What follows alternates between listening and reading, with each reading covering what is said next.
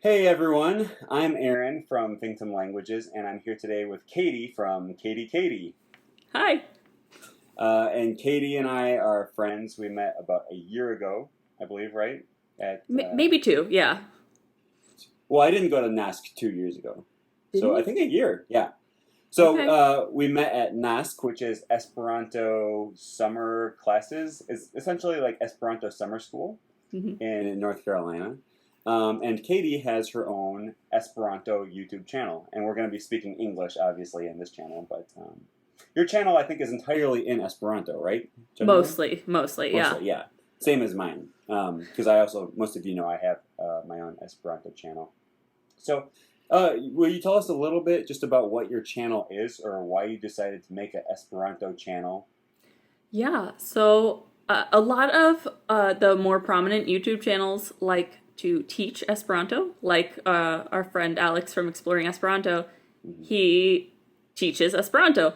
But there's not too much of like relaxed, chatting, themed channels. So that was the goal, basically, to have a relaxed, fun channel where it's like, we're just gonna speak Esperanto here. We're not gonna Mm. worry about the grammar. I mess up a little bit, pretty As do often. I. Yeah. Yeah. So it's like, we're not gonna worry about that as long as everyone understands each other. We're just gonna try to speak Esperanto here. Mm. And that was the goal. We're Right. just going. Yeah, that's very similar to mine. It's just supposed to be fun. I can't presume to speak or to teach Esperanto to people because I'm just not at that level yet. But we can talk, we can have a conversation Yeah. and we can practice Esperanto together. Exactly. Cool. So, pretty much everyone on my channel, I assume, is already aware of Esperanto. Most of them know that I speak it. But just for those who don't, will you explain a little bit about what Esperanto is? Yeah, so Esperanto is a constructed language. It was made in 1887 by a Polish ophthalmologist, and he made it to be extremely easy and regular. It's very, very regular. Like in Right. Spanish, there's like so many different conjugations Mm-hmm. for everything is different. In Esperanto, the time tenses are different, but the same endings are used for every pronoun. So that Right. makes it super Right. easy and super regular, Mm-hmm. and that's like the theme of the language: easy and regular.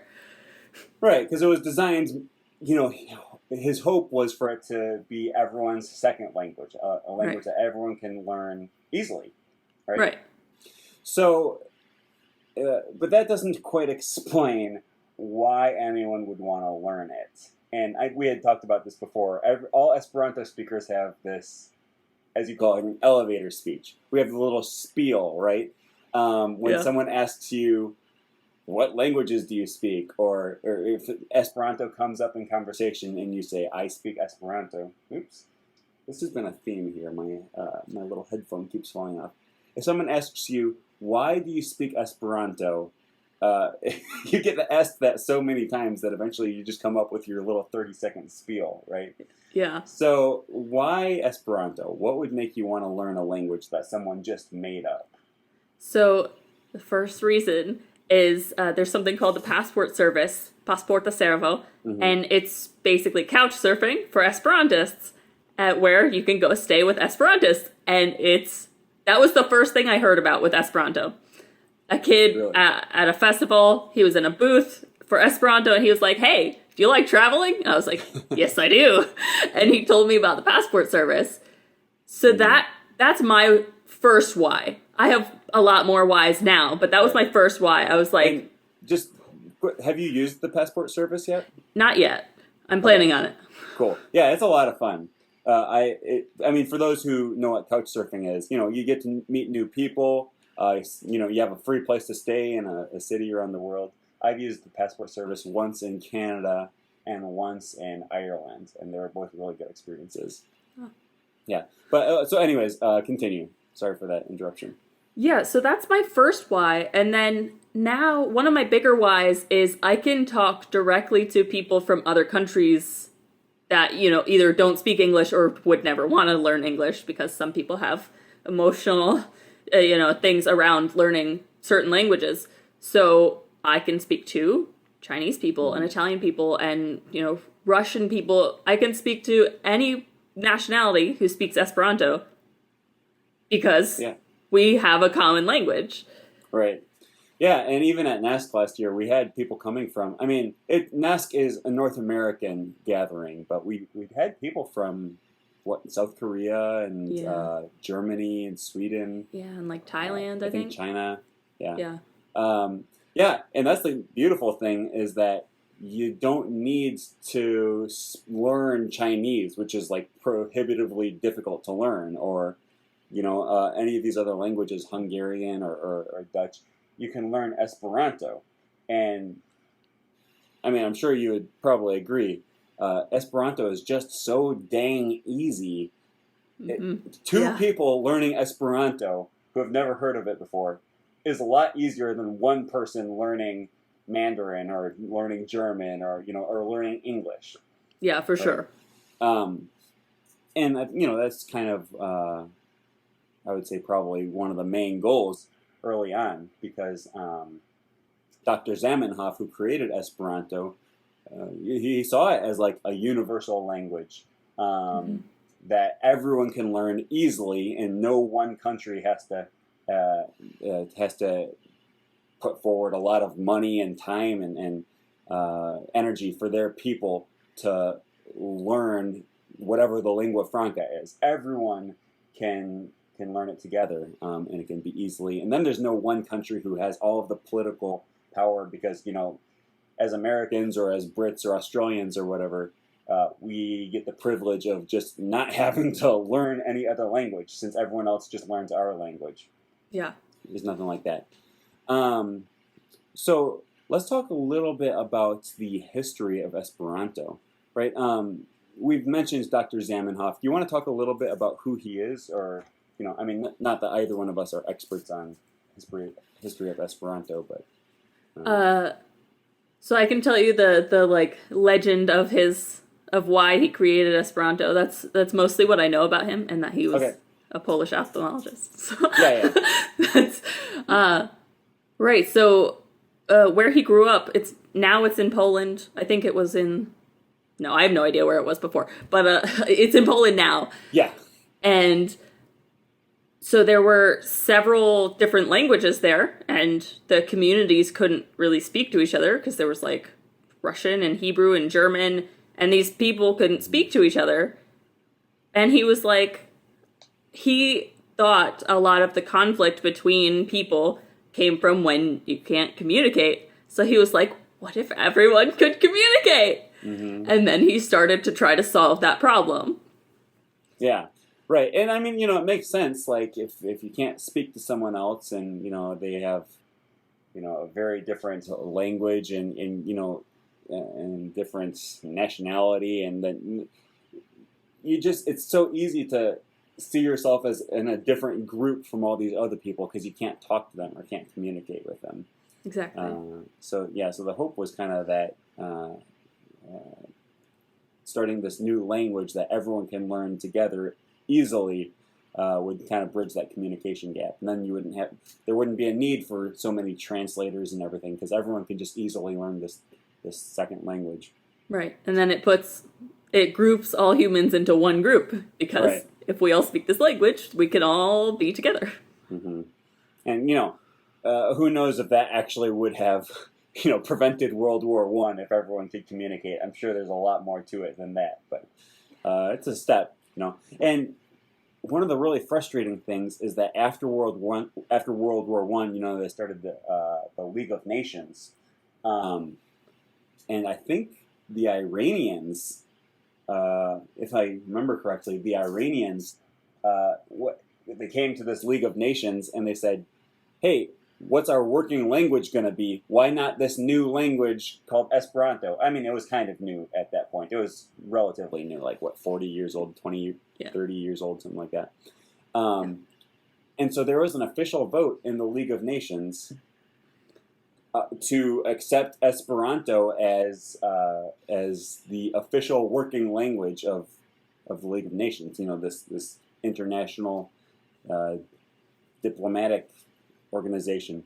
and it fell short by one vote. It was France. France vetoed it, and because whoever was the French delegate to the League of Nations didn't want the French language. He didn't want it to lose its power or its status as the international language, the lingua franca. Yeah. So that's why Esperanto didn't get adopted as the working language of the League of Nations, which is really disappointing. That's so upsetting. Yeah. There's still a push to have, man, I'm telling you, this is going to keep happening. Maybe if I switch my earphones around. Maybe. Apparently there's still a push to have Esperanto adopted as the working language of the European Union and the United Nations, but I don't think it's definitely not within one vote of coming true. Yeah. But there's sorry, go ahead. Yeah, I think there is like an Esperanto ambassador in the UN. I think they're associated with either Teo or the Universal Esperanto Association. Interesting. And I think part of the point is to try to get Esperanto accepted. I don't know very much about that, but I know there is one. Well, there's been some studies done on like the economic impact of having so many different languages. Like, I believe the European Union has like 24 official languages, and all of the laws and all of the publications and everything need to be translated into all of those languages. And obviously, like, you're always going to want to translate laws and everything into the language of all the member countries, right? Like the language that the people speak. But when you're making treaties and you're making laws together with people from other countries who don't speak your native language, and then you have a group of 15 people who don't all speak the same language, you can translate it into English, which is beneficial to I guess the Brits are no English longer speakers. in the EU. But yeah, like it's beneficial to the English speakers, like the Irish or the I think Maltese people speak English. No idea. But like, what language are you doing this all in? Right, it's going to benefit one group of people as opposed to the other, and it's expensive to do all the translations, right? And it's expensive to learn English. English is a difficult language to learn. Right. It's hard. The spelling rules are atrocious. There are no rules. I mean, there's rules, but we throw them to the sharks. And it's like, if we could get everyone to speak Esperanto, which is so much easier to learn, it would take way less time to learn than English, and it would take a lot less money, right? You don't need to hire as many tutors and spend as much time practicing and spend as much money on apps and Rosetta Stone or whatever you use. It's cost effective, and they've done studies. I don't know how reliable these are, but they've done studies that say adopting Esperanto as the working language of the EU would save them billions of dollars every year. Wow. Just because it takes so much less effort to train people to speak Esperanto as opposed to English. And you would need less translators. Mm-hmm. You would save a lot of money on translations costs for the workings of what's going on in the EU. And obviously, this is a long-term goal, right? Like, we can't just expect everyone to learn Esperanto. Like, we're going to adopt Esperanto as the official language of the EU, and all of a sudden, everyone's just expected to speak it. Yeah, no. I mean, that's not realistic. It would take a long time, but essentially, that's what what's the word? Finvenchissimo? Finavenco? La Finavenco. Yeah. Isn't there like a noun? Finvenchissimo. Finvenchissimo or something like that? Yeah, I'm not sure. Which translates as the final... victory. Conquering. The final conquering. Or the final victory. That sounds a lot better. Yeah. Right? Sounds more gentle. Yeah. And, right. It sounds less like a conquest and more like a goal-oriented thing. But, and so Esperanto speakers have varying degrees of support or even belief in la fina venko, which is just the idea that sometime in the future, Esperanto will become the ultimate or the universal language that is like the international language, right? Yeah. So, and a lot of us are just doing our parts to help. I don't know. I personally don't know if that will ever succeed, but I would say most of us, at least, pretty much all Esperantists are at least. We think it's a good thing for more people to come speak Esperanto, whether or not it will ever be universally spoken. Right. But Right. Mostly, yeah. Yeah. So Katie and I are doing our part along with a lot of other Esperanto speakers on YouTube and in the what do they call it, in La Movado, the movements to just expand Esperanto. So tell me a little bit more about your channel. You do this Cravato Sabato. Did I say that right? Yeah. Cravato Sabato. All right. So what did that come from? Yeah, so in English, that means tie day Saturday. Or it means tie Saturday, so like a tie. Tie Saturday, yeah. And that comes from my thing, which is tie day Friday. And that's just a thing I started when I was younger.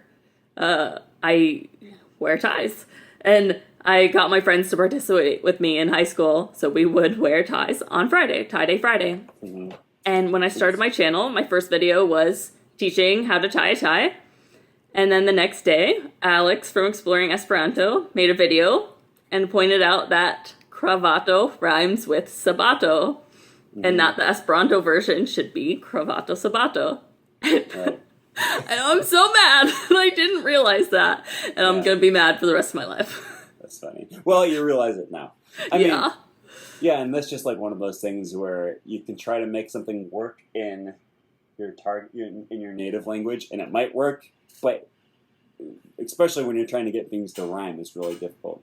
Like you mentioned, Alex Miller, he wrote these rhyming children's books in English and in Esperanto, and that's pretty impressive because getting something to rhyme in English is difficult enough on its own, but then trying to translate the whole thing and translate the meaning of the book and the make it still rhyme. Yeah, and translate the rhyme, like maintain the same meaning and make it rhyme at the same time. Yeah, that's Impressive. Pretty impressive. Yeah. Yeah. So we just do fun little things on our YouTube channel. How long have you been doing YouTube? I had a channel before, and I had that one for about 2 years, and then I stopped using it. This one I've had since March, so 4 months. Okay. Oh, wow. So you've been growing quite a bit then. Yeah. I'm very, surprised. Yeah. I don't think I knew your channel was that new. But you just do fun videos. How often do you post new videos? About once a week. Okay. Yeah, that's what I try to do. With my channel, with my Esperanto channel, it's weird. Because I started the channel in 2017 just for fun. Like, I just wanted to practice Esperanto. I didn't really think many people would follow it or do anything, but I was like, I think speaking is the best way to learn a language, and my Esperanto at the time was bad. Like, I made a lot of mistakes. I still do. Like, I'm not a perfect Esperanto speaker, but especially back then, it was bad. And I just would make videos. I would try to do it once a week or a couple times a week. And but it was awesome. People would come on and they were really encouraging. And within, I would say, just it's weird. I didn't even share my channel or anything. And just within several hours of making the channel, I made one video. And then I had like 4 or 5 people subscribe, and then 10 or 15 people pretty soon after that. And people were like really encouraging, and they would like give me advice and correct my errors, which I know is kind of a controversial thing, right? Like, are you supposed to correct people's mistakes when they make them? But I always tell people up front, if I make a mistake, let me know because I'm using this channel to learn. Do you run Right. into that a lot on your channel? I mean, people do correct me, and Mm, it's like if I recognize them, most of the time I'll listen. I yeah. try to correct myself, like either in my subtitles or sometimes even in the video. Like when I forget the accusative, I'll put a big N right over my Yeah. face. It's like, no. Yeah. Yeah, no, I And, do that. I do the same thing, yeah. yeah. Um, you also have to be careful who you listen to, though, because sometimes I'll have little debates in my like. I won't personally debate because I don't know enough about Esperanto grammar, but I'll have people start little debates in the in the comment section of my channel on my videos. Which I mean, I guess like what else is a YouTube comment section good for if not Yeah. for debates, right?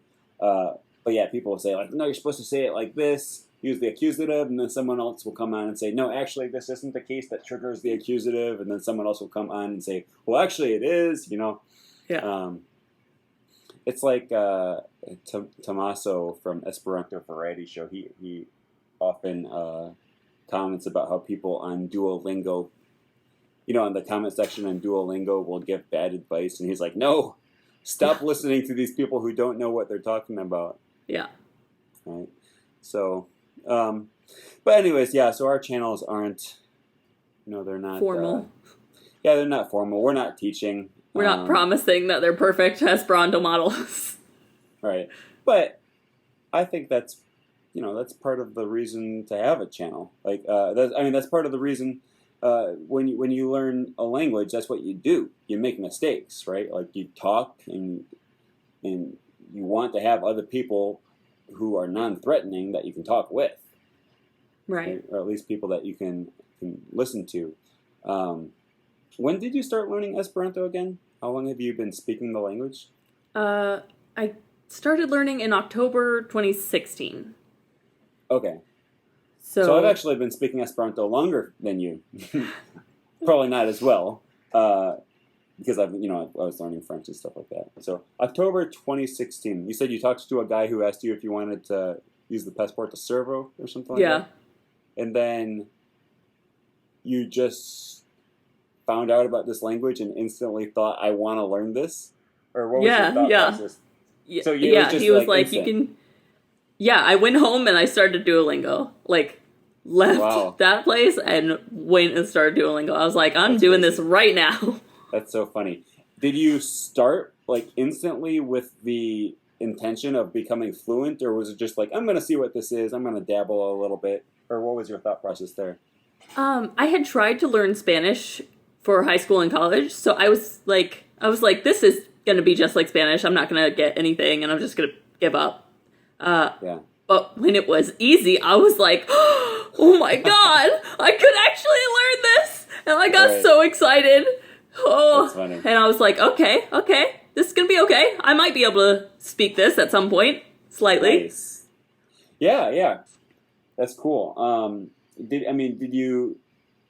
So obviously, along the way, you learned about Esperanto community, Esperantujo, right? Did you jump right into that, or it was a I didn't slow, really. gradual? Yeah, I didn't really know about it. So Mm-hmm. basically, my progression was Duolingo, finding people on Twitter, and then realizing that everyone is kind of everywhere. And then I got to go to NOSC. So then Right. that, expanded my network a lot really fast. Do you go to local meetings or anything? I don't, but mostly because I have a 1-year-old. Because, okay. Yeah. But there's a pretty active online community, though. yes, yeah, for sure. That you can be active with and talk with and find friends and stuff like that. Yeah. Yeah. Cool. Well, I think that's going to be about the end of this video. All right. Catie has. I will leave a link to Catie's channel in the description of this video. And you have anything else to say before we go? G Spaldo. She spelled out. Okay. Excellent. Well, we will see you guys later.